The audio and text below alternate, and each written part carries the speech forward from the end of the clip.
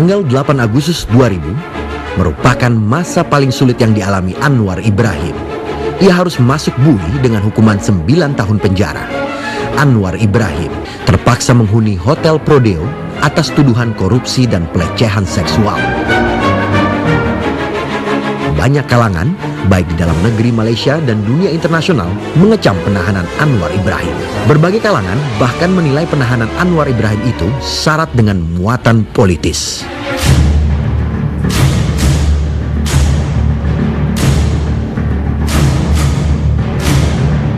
Dunia makin geram manakala Anwar Ibrahim banyak mengalami kekerasan ketika ditahan. Anwar mengaku sering mendapat perlakuan kasar dari polisi di Raja Malaysia.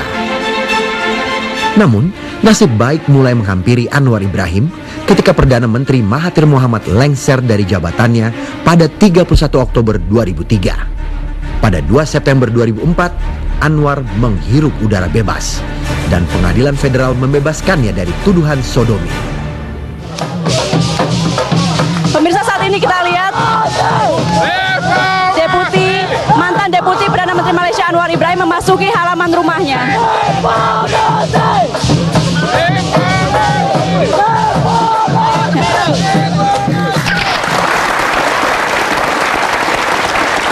Ya, Anda diperlakukan kasar, termasuk ketika di dalam penjara. Nah, waktu keluar dari penjara Anda menggunakan penyangga leher. Apa yang terjadi? Ya, sebenarnya pinggang saya sudah berlaku apa yang dikatakan stenosis sebab dipukul jatuh di atas simen blok lokap itu. Ini dipukul di penjara atau pada saat sebelum masuk penjara? Di lokap polis, di tahanan polisi oleh ketua polis negara. Maknanya dia jaga status saya. Tidak polis biasa di bawahan. Polis nomor 1 yang memukul saya. Tapi lebih kejam. Itu penghormatan yang besar.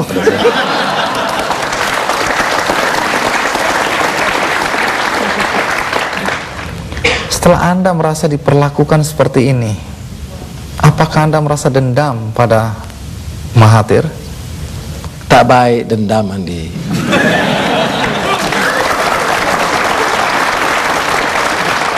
Ada teman-teman saya, tadi saya bilang sama Andi, bahkan bekas naik Presiden Amerika Al Gore, dia tanya saya, benar Anwar, kamu tidak dendam? Aku tidak percaya. Saya bilang betul, orangnya sudah uzur, sakit, tenat, sudah tua, dukungan pun sudah hilang. Rendra pernah menulis kepada saya, membandingkan saya dengan Pak Mahathir. Ya. Kata Rendra, beliau, Mahathir, mengejar waktu. Anda punyai waktu. Mudah-mudahan Anda menang akhirnya. Yang perlu kita ketahui di sini juga ada satu hal. Apakah Anda sudah memaafkan beliau? Ya, saya maafkan. Tetapi tidak membenarkan beliau mengulangi kata nista, sumpah dan fitnah, kerana ini tidak suatu perlakuan yang baik. Ini tidak juga mengurangkan hak saya untuk membetulkan polisi atau dasar pemerintah yang saya anggap sebagai curang dan merampok harta rakyat. Sama ada di zaman Mahathir atau zaman Abdullah Badawi. Kalau uang $1 billion dicuri, itu hak saya. Dengan pengalaman saya selaku Menteri Keuangan yang punyai beberapa informasi atau keterangan yang cukup kuat untuk memberi pendedahan supaya rakyat mengetahui. Kalau tidak, selamanya rakyat mau diperbodohkan, apatah lagi dengan media di Malaysia yang dikontrol, dikongkong, dibelenggu sepenuhnya oleh pemerintah. Iya. Apakah Anda pernah merasa menyesal? Karena kalau saja Anda sedikit bersabar, sekarang ini saya sedang mewawancarai seorang Perdana Menteri. Ya. Benar juga Andi. Saya tak kala merenung seorang diri, kesunyian dan kesepian di penjara, ada juga terlintas. Tetapi bila dilihat secara konkret, kalau saya ketika itu wakil Perdana Menteri, apakah mungkin saya taken $2 billion untuk anak Perdana Menteri? Apakah saya tidak harus lapor kepada badan anti korupsi tentang korupsi menteri? saya tidak ada pilihan. Kalau itu dikatakan pilihan, itu bukan pilihan namanya. Untuk mengesah atau mengiyakan kecurangan kepada rakyat, saya tidak sanggup. Jadi kalau itu berarti membayar harga dengan dipenjarakan, diaibkan, difitnah, itu saya sedia. Saya tidak menyesal.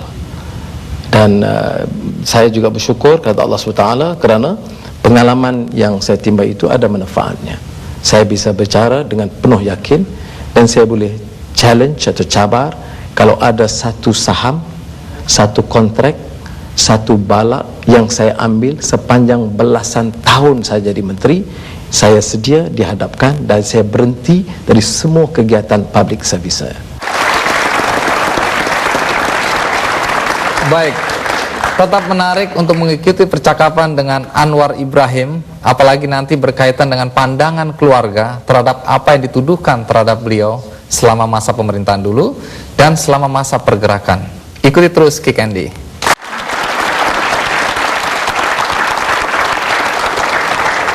Ya, Anda dikenai 2 dakwaan, 1 korupsi, 2 sodomi. Korupsi, apa boleh buat, Anda sudah menikmati selama 6 tahun di dalam penjara. Sodomi, Anda dibebaskan dan Anda mengatakan secara terbuka bahwa ada faktor kepemimpinan pengganti Pak Mahathir, yaitu Pak Abdullah Badawi, sehingga pemerintah tidak ikut campur tangan di dalam hal ini dan Anda bebas.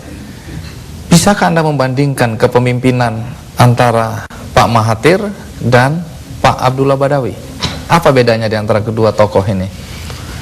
Kekuatan Pak Mahathir itu ialah sosoknya keras tetapi kerjanya kuat. Visinya jelas, mau bangunkan negara, ekonomi negara. Walaupun dikorbankan hak asasi, dimusnahkan badan kehakiman, media dikontrol sepenuhnya. Jadi itu kelemahan besar karena dia meninggalkan suatu keadaan kedudukan ekonomi yang agak lumayan berbanding dengan negara serantau, tetapi sistem pemerintahan dan governance yang sudah rusak.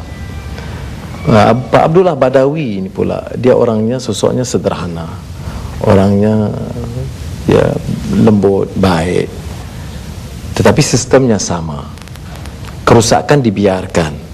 Kalau orang ditangkap tapi tidak dipukul, tapi tangkap semua. Udah lumayan lah ya. Ya. Badan kehakiman umpamanya lebih sama, tidak ada perubahan. Kita nampak petanda awal baik. Media dikontrol begitu juga. Cuma caranya itu tidak kombatif, tidak terus perang. Kelemahan besar kerana ekonomi sudah jauh merosot. Seperti mana kita lihat sekarang, indeks korupsi Malaysia lebih turun sekarang, lebih parah. Kalau kita lihat foreign direct investments, investasi pelaburan asing, kita sudah kalah dengan Vietnam, dengan Indonesia, dengan Filipina. Ini mengejutkan kalau dibandingkan dengan kekuatan kita 90-an. Menarik sekali melihat perkembangan terakhir di mana Pak Mahathir berkali-kali secara terbuka mengecam Pak Badawi. Perseteruan ini Anda lihat dalam konteks Malaysia ke depan bagaimana? Pak Mahathir itu dikecam semua orang. Tetapi dalam kecaman kepada Perdana Menteri Badawi itu keras.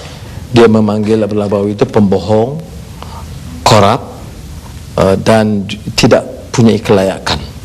Padahal yang memilih Pak Badawi adalah Pak Mahathir. Ya, masih dia. Jadi yang semua yang dipilih semua nggak betul. Cuma nasib baik, saya bilang sama Pak Abdullah Badawi, nasib baik Abdullah masa itu sudah Perdana Menteri. Kalau Abdullah wakil Perdana Menteri, dia akan dihadapkan mahkamah sebagai perogol. Jadi dia lebih beruntung dari Anda lah ya. Ya, jauh lebih beruntung dong.